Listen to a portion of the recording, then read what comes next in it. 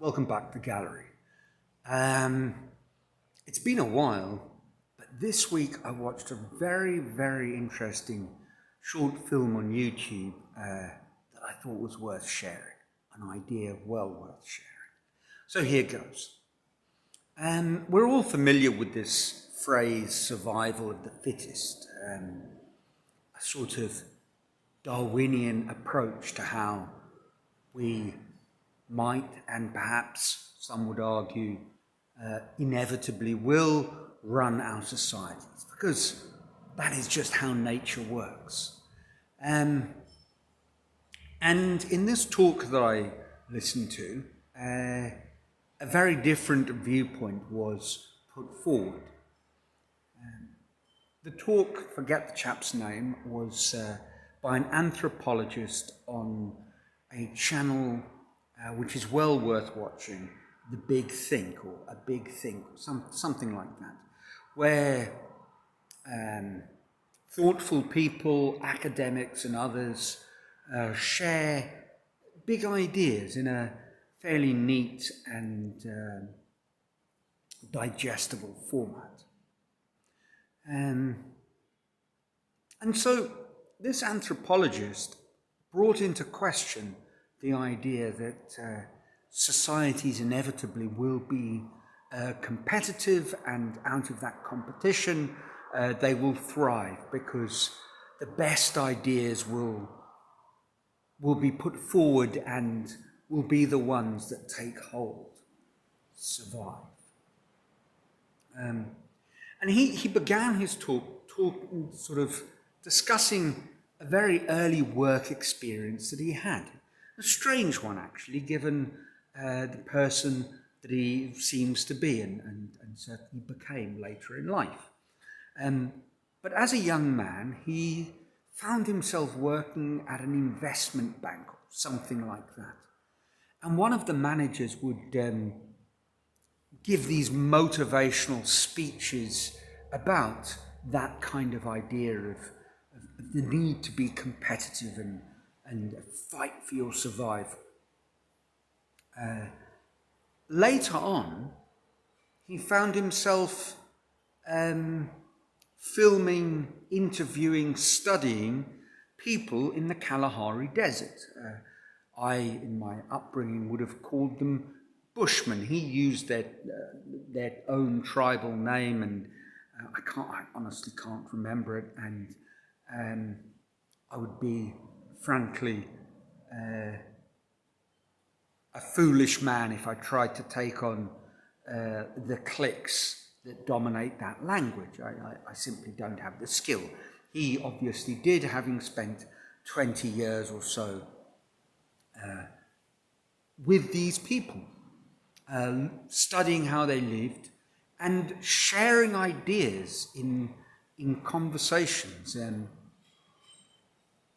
there's an idea that obviously in a harsh environment like the Kalahari Desert, where you are fighting a lack of water, brutal heat, one would imagine a lack of food, not to mention natural predators, things like, not saber-toothed tigers, but lions. So it's a pretty tough place to find yourself. But actually, this very well-adapted hunter-gatherer society have thrived by spending most of their life in what appears to be leisure. And some sort of average, maybe in tough times, they're forced to hunt for 5 hours a day. But in general, their working week is maybe 15 hours of work per week. No more. And it's interesting. And a couple of the very counterintuitive sorts of ideas that they put forward. One of them is, this is an incredibly egalitarian society. And there just aren't hierarchies. it would seem. Women, men, young, old, everyone's kind of treated the same. And they have a very interesting notion that is practiced through a sort of act of social politeness and commitment, that you have a right to basically ask for things that other people have. Someone has plenty of food, you have a social, what's the word? I want to say right again because I've just used that. But it's a social convention that you can go to that person who has plenty of food and say, well, give me some. And they feel morally, socially obliged to do so. And they have the same right when their hunt hasn't gone well. They come to you and they say, can I have some food? And you then feel obliged to share what you have. Very interesting way of running a society. And when young hunters have their first big kill, in the video he talks about a giraffe, which is an amazing thing for a hunter to have snagged a fantastic amount of food and resources. The young hunter goes back full of the joys of spring, and how do the tribe treat him? Well, they don't treat him lauding him as the next great hunter-warrior superstar. They tease him. They take him down a peg or two, sort of saying, well, it's a bit of a skinny giraffe. We've seen better. And when the meat is being prepared, they say, doesn't smell quite right. Something is a little amiss. And the whole idea, as this anthropologist explains, is that everyone needs to act from a place of humility. And the young hunter is taught this through this sort of ritual, gentle mockery. Interesting. Nothing like the way we seem to have organized our contemporary society. Now, I don't want to suggest at this point that because this tribe of Khoisan people, because they organize their society a particular way, that, well, obviously we should do the same. We do not live in the Kalahari Desert. But I think there are lessons to be learned, things that perhaps we can reflect upon. And I've been doing that this week. And one of the conclusions that I reached is that this idea that,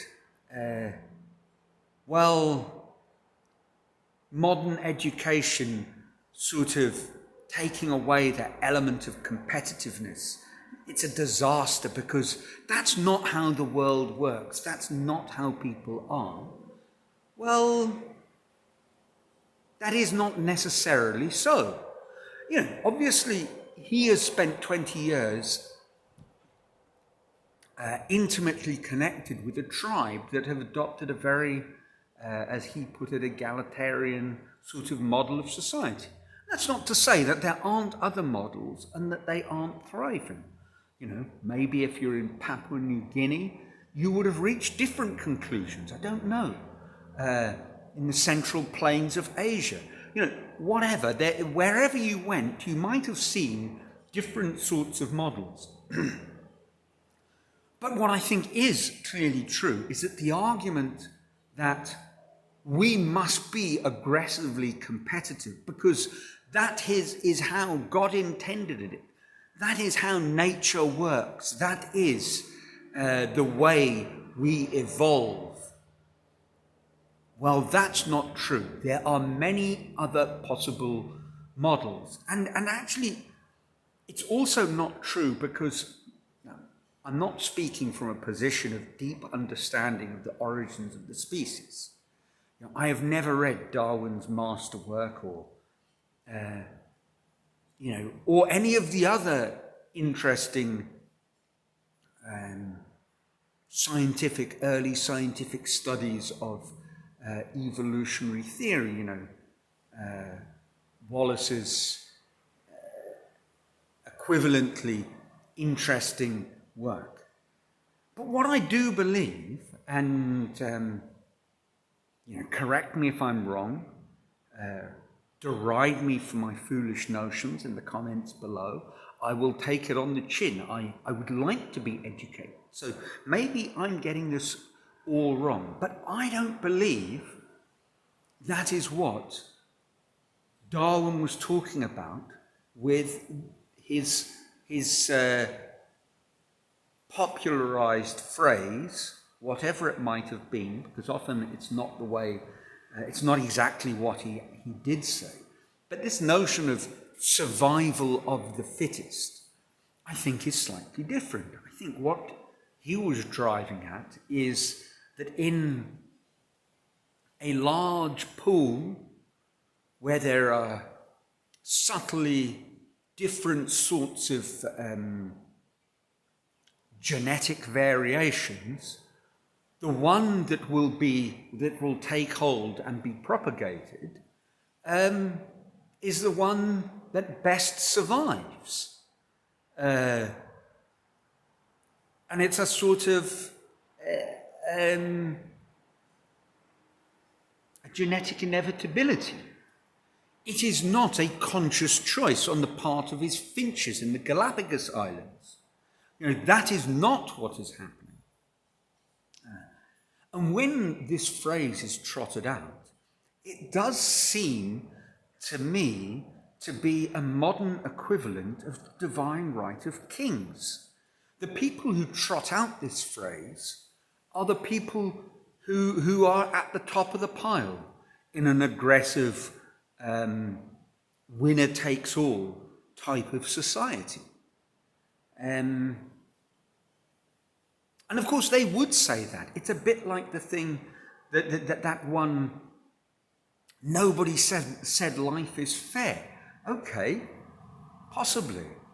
But the people saying nobody said life is fair, suck it up, are very often the ones for whom life's unfairness seems to be somewhat beneficial. Nobody said life is fair, but equally, nobody said that it needed to be this unfair, that we couldn't do things slightly differently, and that would be a better outcome for all. And it does seem to be, to me, that this hunter-gatherer approach of taking a much more community-driven viewpoint, well, there's a lot to reflect upon, and they might be onto something.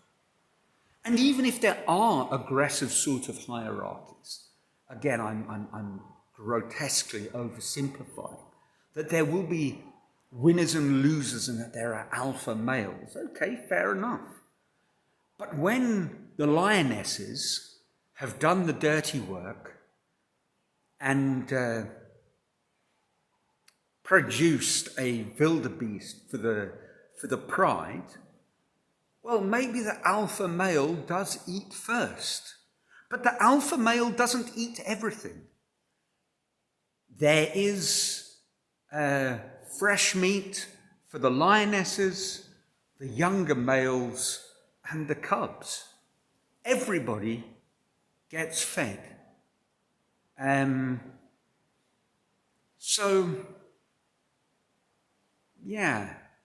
think sometimes these arguments from nature can be a little bit misleading. I think so anyway. Let me know what you think, correct me where I'm wrong, and the conversation will continue. Trust your lives are filled with joy, life is treating you well, and until the next wandering aloud in the gallery, ciao from a sunny Brazil.